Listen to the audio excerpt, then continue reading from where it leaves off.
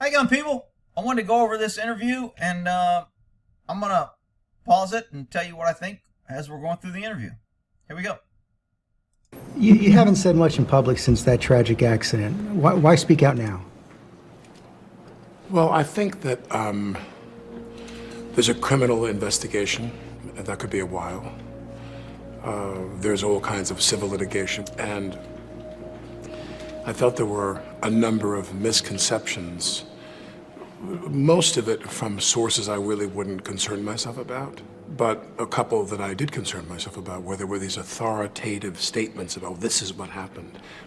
The sheriff's department hasn't even released a report to the DA yet.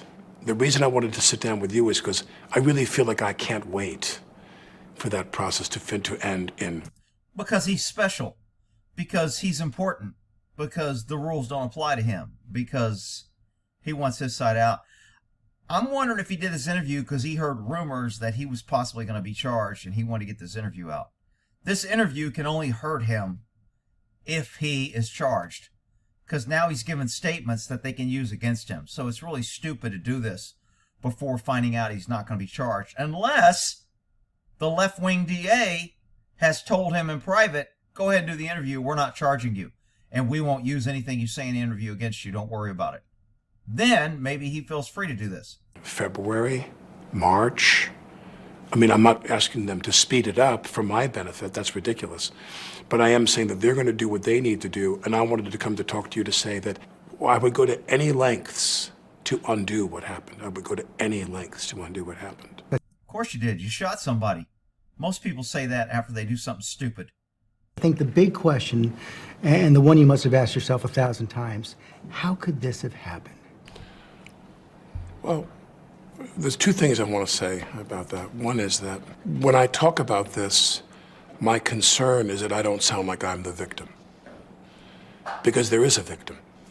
There's a woman who died, and my friend got shot. He's my friend. And she was a new friend. I met her and we worked together on some of the mapping out of what we're going to do on the film, which, you know, in the movie terms, if you go make a movie with Scorsese, you and the DP don't sit down and they solicit your ideas of how to make the film, you know what I mean? In the case of Helena, we sat down collaboratively and talked a lot about what we wanted to do in that a precious amount of time we had.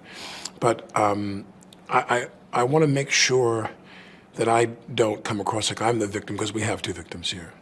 And the second thing is, yeah, they're both victims of you for not checking and clearing the gun and for pointing a gun at somebody and pulling the trigger. He's going to say he didn't pull the trigger. I don't believe that.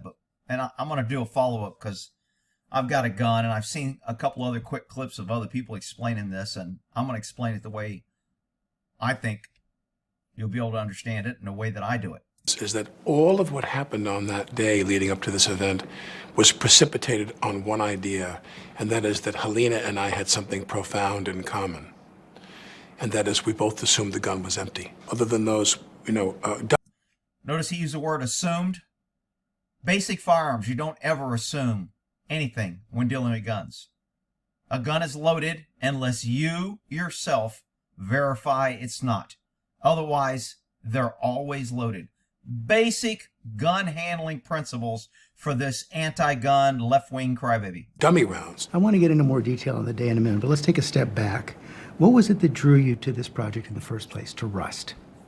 I'd worked on a project with Joel before. Whatever. We're friends, and I loved Rust. He's saying Rust, a low-budget Western, tells the story of an aging Low budget? They're actually killing people in the movie? That's low budget? outlaw on the run with his young grandson. Baldwin, the film's star, is also one of the producers. very excited, very, it all starts, you know what I mean? And when it finally goes, you feel a purely creative producer to the role of being a lead actor in a film. There are basically two types of producers who are, my consultations or approvals were completely about casting, and he will apprise me of what he's doing. And he'll say to me, I got Helena Hutchins to be the DP. I said, how do you feel about that? Are you excited? I'm very excited. She's wonderful. What did you know about Helena Hutchins before she started I was about to say, he just said she's new friends. How did he know she was great? working on this? I knew nothing about her until... Oh, but it was great. What a freaking weasel. I was very excited when he said she picked her. I know nothing about her. Joel said to me, I got her. She was fantastic. Helena Hutchins, the talented cinematographer praised by many in the industry, was a trailblazer in the field historically. All right, here we go. The dailies of Trailblazer, everyone great. who worked with and admired. Worked with and admired. Okay, I better see tears and snot. A thing with cops is if you don't have snot coming out of your nose, they're not real tears. Now, I've seen a few people cry without real tears and no snot, but it's very, very rare, and it's usually after a long traumatic, like a parent loses a child. And if you interview a few times, they'll kind of break down a little bit, and sometimes you don't get that many tears of snot because it's just very short. They lose control. But normally, if tears are real, they're snot.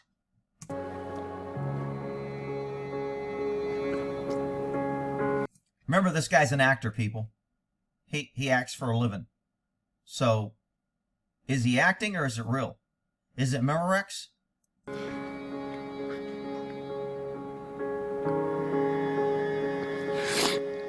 Sorry. He did kind of sniffle his nose there. I think I heard some snot. Might be real.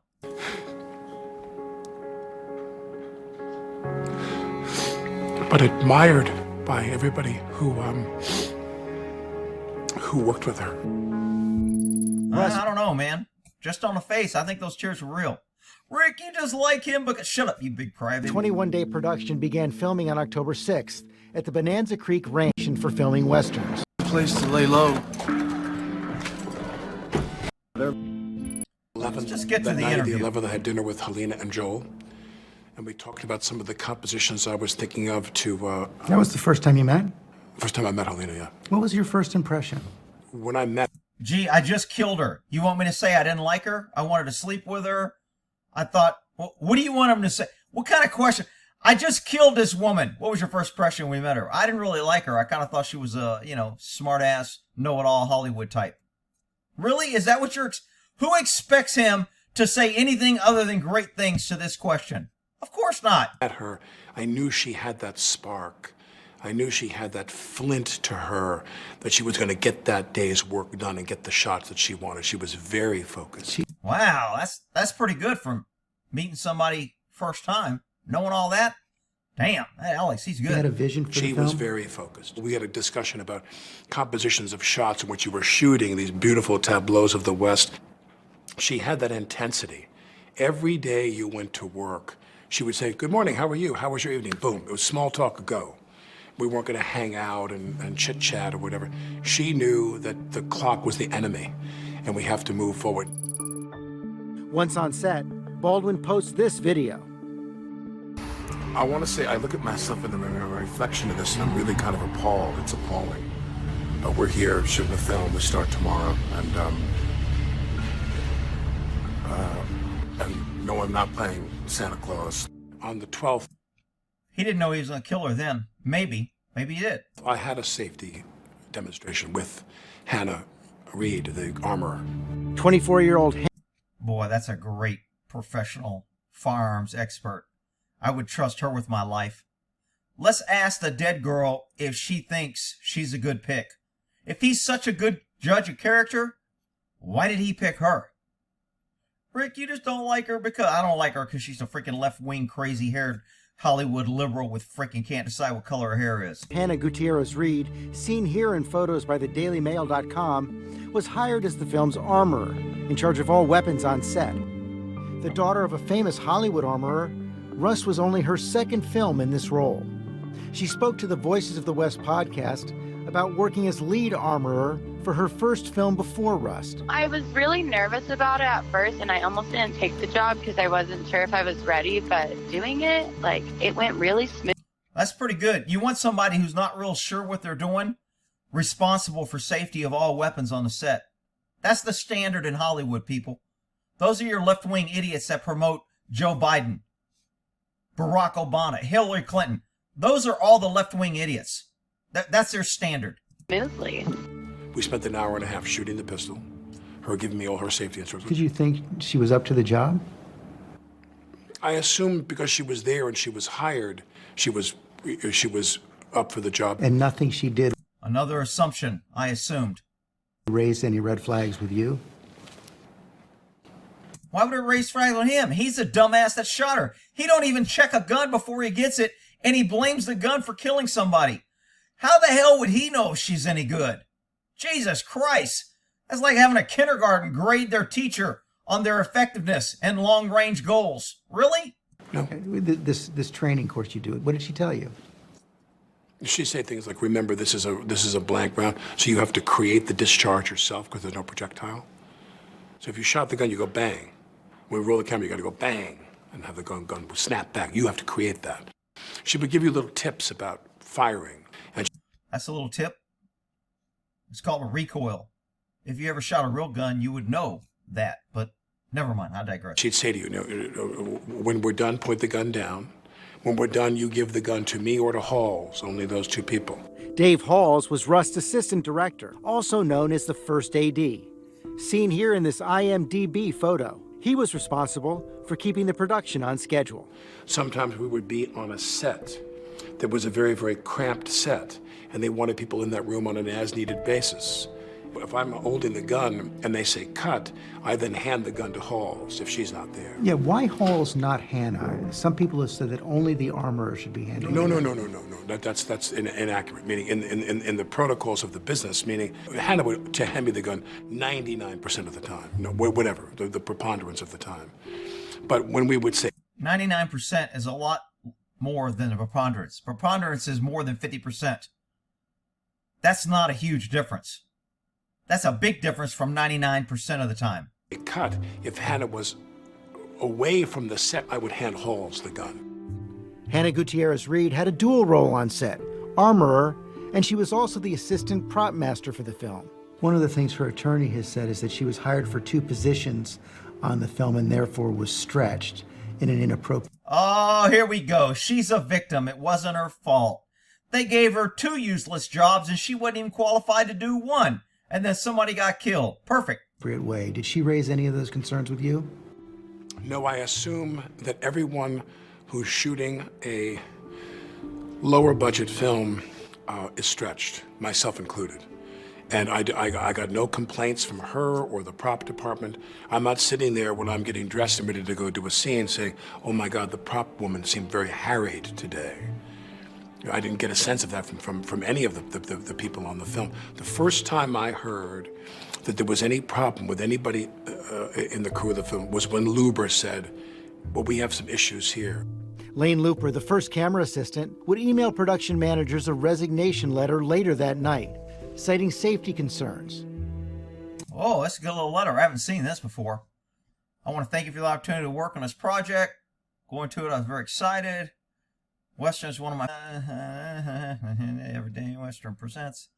However, the obstacles overcome everyday Western should be that of logistics and that alone. However, the obstacles that we overcome every day on a Western should be that of logistics and that alone.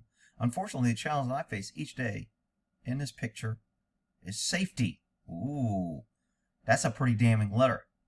I want to highlight 3 areas where safety has become a massive issue and 1 area that is a personal problem, okay? The first is COVID. Oh my God. The movie has the most lack COVID possibly I've personally ever seen in the business. Oh shit. He wants everybody to run around with a needle stuck out their ass so you can get an extra booster shot as they're walking around. What the hell? This movie is the most lack policy. The show park packs vans full capacity with folks wearing their mask around their chin. Kind of like he is in the picture. Now I understand that I might be guilty of slipping my mask down when I carry the camera head sticks across the room. There's also no question. I'm not concerned about COVID issues. This has nothing to do with if he quit because of COVID issues, that ain't firearms issue. The second issue I'd like to bring up regarding safety has to do with weapons. During the filming of gunfights on this job, things are often played very fast and loose. So far, there have been 2 accidental weapons discharges. Wow. This is 2 before the woman got killed. And 1 accidental SSF explosion that had gone off. I personally suffer from pretty bad tinnitus. An explosion sends my ears ringing. Okay, so he's setting up a claim against the company for damages to his ears. Okay, I get it. To be clear, there are no safety meetings these days. Maybe they're supposed to have safety meetings Quote, every day. during the filming of gunfight. Oh, shit. I didn't figure they would show the whole damn letter. I hate when they do that. There have been no explanations as to what to expect on these shots. When anyone from production, we are usually met with the same answers about not having enough time to complete in a day. Filming of gunfights on this job, things are often played very fast and loose. So far, there have been 2 accidental weapons discharges. He also wrote about concerns about reasonable rest and housing. Man, that's freaking fast. Come on, I want to see what the hell you're skimming over, because you freaking left wing like to hide shit. Regards this movie, proper payroll check, advances with no stubs. This guy's pretty upset about everything. Everyone's math, proper paycheck for 3 weeks, phone often goes unanswered. Uh-oh. So this guy's just upset about everything. It doesn't. Personally, in housing for nearby 52 miles away, he's upset about the housing. Long commutes to the set. When he quit, now, the day before that happened, we wrapped. And he came up to me and he said, "Thank you for the position you've taken on behalf of IATSE and the union on social media." I said, "My pleasure." This photo, posted by Helena, showed the cast and crew in solidarity with IATSE, the International Alliance of Theatrical Stage Employees, which had been on the verge of a strike.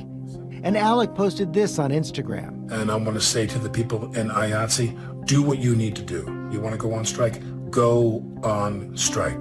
Because I'll tell you something about the executives. They don't give a about you. He said, because we have some issues here. Let me tell you something about Alec Baldwin. He don't give a fuck about you because he'll shoot your ass dead on a set to save money. I said, such as? And he said, my men need a better hotel room. There was no mention of safety issues. He didn't say anything about the accidental discharges on set? He didn't say anything about anything else. He goes, my men need better hotel rooms. I believe him. I believe this guy's more pissed off about him not getting whatever he wants. I said, well, we're leaving, we're wrapping. Will you be here tomorrow? He said, yes. Because what I was about to do, which I've done on any number of films and TV projects, was to give more of my salary back to the production to pay for X.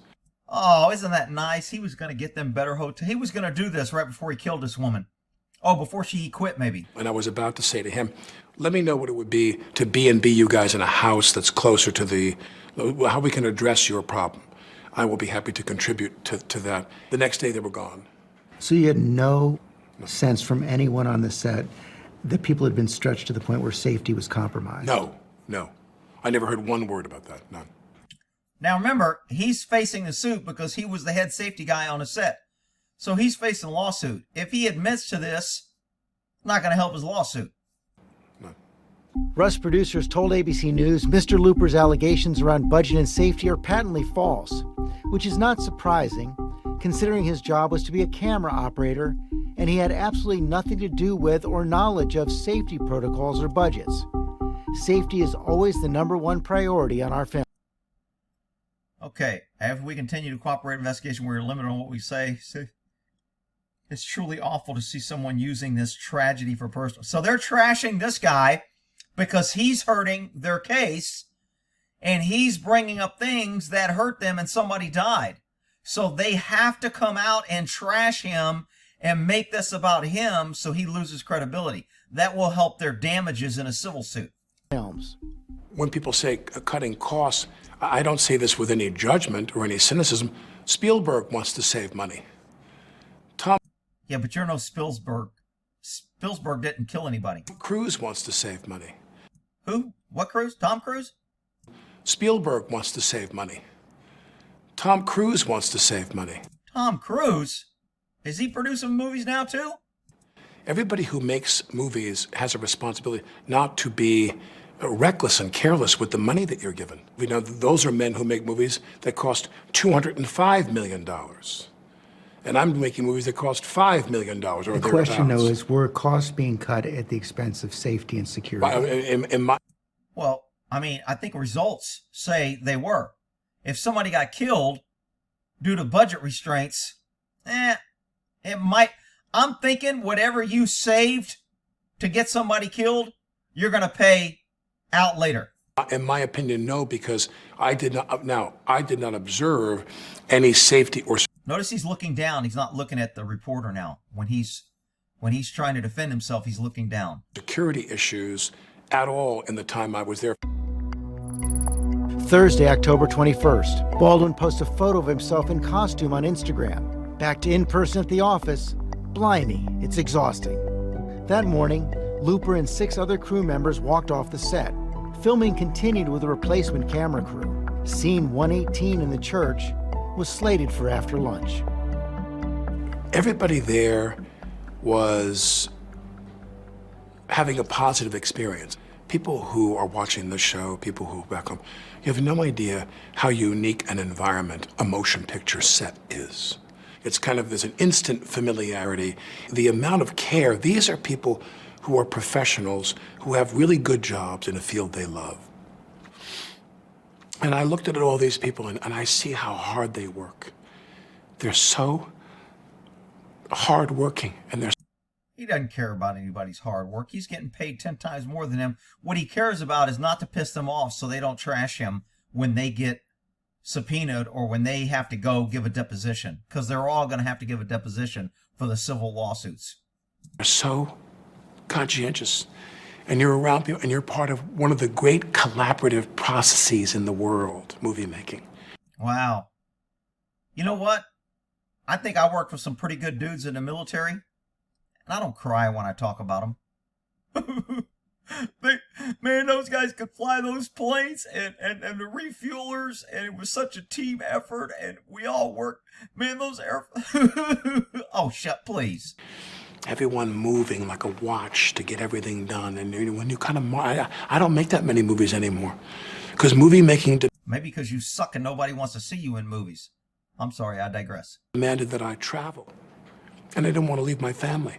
All these movies I made, I stayed home. I didn't want to go. If I went away, I went away for a week. To leave my family for 4 weeks and go shoot this movie, that was a big deal. And... the person you murdered, she left her family forever. But I digress. Let's get back to you and your problems. I'm sitting on this pew. And so help me God. Oh, man. He even closed his eyes and looked down and raised his hand when he said that. It must be true. Sitting on this pew. And so help me God. I sat on that pew right before they called lunch, and I said, this movie has made me love making movies again. That was right before I murdered that woman. Because I used to love to make movies. I did. You know. He's the victim. Poor Alec. Aww. Everybody feels sad for Alec. I worked with people once. I was going to do the movie The Edge. I gotta admit, that was a pretty good freaking movie. If you haven't seen the movie The Edge, I love that freaking movie. It was a great movie. And he played a good piece of shit role. And they called me and said they got Tony Hopkins to do the film. What do you make of it? Yeah, looking for you here. And I started sobbing.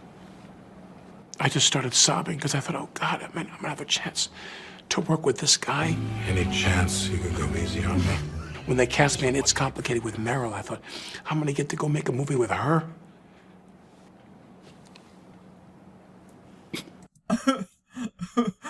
When they called me and told me I had to go clean out my dog kennels because he pooped, I was so lucky to be able to clean out my dog. Oh my God, are you kidding me? You know, sorry. You know, people, they have their dreams. No matter how old you are, you have your dreams of people you want to work with. And this movie made me love making movies again. I really thought we were onto something. Next. She goes down. I thought to myself, did she faint? Unscripted. Okay, we'll make this part 1, and part 2's coming up on the second part of the interview.